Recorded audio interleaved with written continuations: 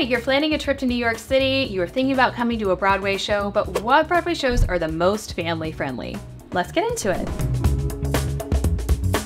Hey friends, if you're new here, my name is Katharine Quinn. I'm a 30-something living in New York City and working on Broadway. Last year I assisted the writing teams of Shucked and How to Dance in Ohio. This year I have worked on The Roommate on Broadway. I run social media for The Great Gatsby on Broadway, Spells of the Sea at the Kennedy Center, the Hip Hop Nutcracker on tour, other shows TBD, a lot in development. As always, the YouTube fam is the first to find out. And today we are unpacking what are the most family-friendly shows on Broadway that you can watch in 2024 and 2025. A few ground rules before we get into this. So first of all, the golden rule. You know your children best. I'm going to provide recommendations, but every single child is unique. We've had this conversation about The Great Gatsby a lot. Obviously, there are incredibly heavy themes about Gatsby, but as our book writer Kate Kerrigan said, she was an incredibly precocious 8-year-old who had Sweeney Todd absolutely memorized by heart at that age.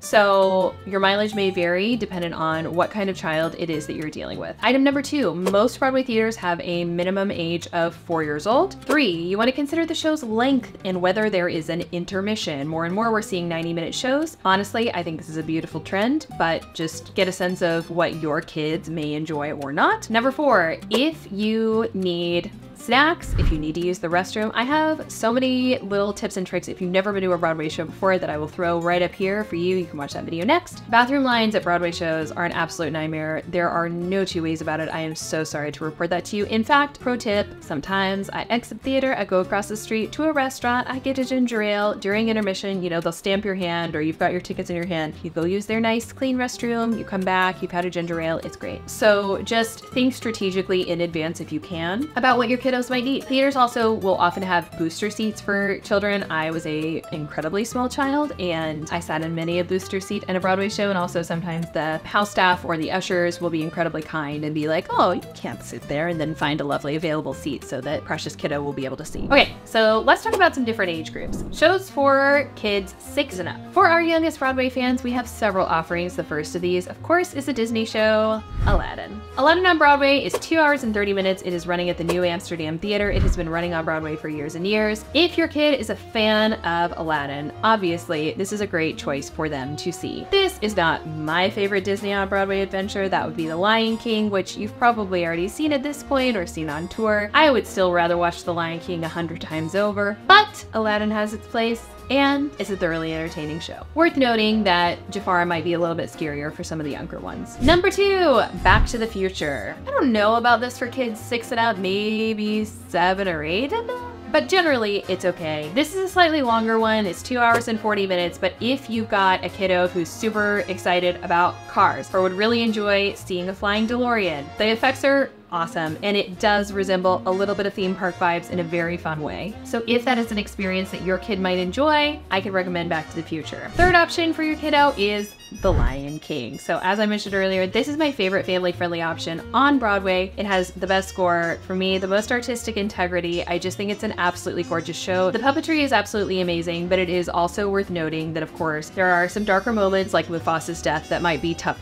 for young ones. Moving on up, so these are some shows that I could recommend for ages 8 and up. Number 1, we're gonna start with & Juliet. This is a jukebox musical, which means that it has a pop score of songs that you know and recognize, like Katy Perry's Roar. I got the eye of the tiger. It is a pop music fueled reimagining of Romeo and Juliet that teens and tweens love. 2 hours and 30 minutes, girl power message, bring your butterfly clips, rock on. Up next is Harry Potter and the Cursed Child. So if you've got a Harry Potter fanatic, obviously this is a great choice for you. It's worth noting this is also a long show. This is 3 hours and 30 minutes. It's captivating, the effects are incredible, the performances are awesome. It's also one of my favorite treatments of a space. They've got really good merch, you can buy butterbeer. They've sort of themified the space and used it more than many of our Broadway friends, except for maybe like Cabaret on Broadway. But if you've got the Harry Potter stand and the crew, it's a great option for you. Up next, we've got MJ on Broadway. The choreography is the star for me, but obviously the music of Michael Jackson is an eternal fave. It is worth noting that it does touch on some of the heavier themes in Michael Jackson's life, so 8 to 10 and up for that one, but it's got some incredible performances, some awesome dance numbers, and it's a really fun time. We cannot not mention Wicked.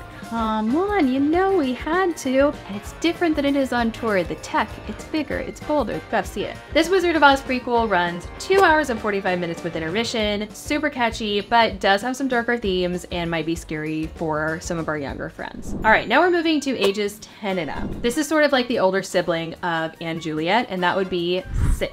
This is a 90-minute pop concert, essentially, but it's got original musical tunes, the whys of Henry VIII, girl power, concert vibes, super, super fun. I absolutely adore this show and unequivocally recommend it. You also have some classic off-Broadway options like the Gazillion Bubble Show, which kids absolutely adore, and going to see the classic Blue Man Group. Again, these are all just general guidelines. If you make it to the theater before it closes, Once Upon a Mattress is also a super fun option for kiddos right now. It does have some older themes, but I absolutely adored this show as a child and they just flew right over my head. I'd say Gatsby is okay for kids 10 and up, 12 and up. Ditto to Hell's Kitchen. I feel like once you hit 12, you're pretty safe with most options on Broadway. At any rate, this is totally a trust your gut and trust that you know your kids obviously better than I do situation. Map out where those bathrooms are, get plenty of food in advance, and enjoy your time on Broadway. I fell in love with Broadway as a child. I had the great fortune my mom took me to Broadway shows when I was 8 or 9 years old for the first time. Absolutely changed my life. Obviously, I'm working on Broadway now. How cool is it that you're a parent watching this video and thinking about that for your kiddo? And if you're not a parent and you're watching this video and you have recommendations of what you think would be great for kids right now or something that I missed, please leave it below in the comment section. I hope everyone enjoys their wonderful time on Broadway. Thank you so much for watching this video. As always, if you enjoyed this content, it genuinely makes such a difference to me as a new YouTube creator. If you like, comment, and/or subscribe. I've got a rundown of all of the shows coming to Broadway right up here if you want a quick rundown of everything coming this season that has been announced so far. As always, I invite you to follow me on Instagram and TikTok at @itsKatharineQuinn. Thank you so much for watching, and I'll see you next time. Bye.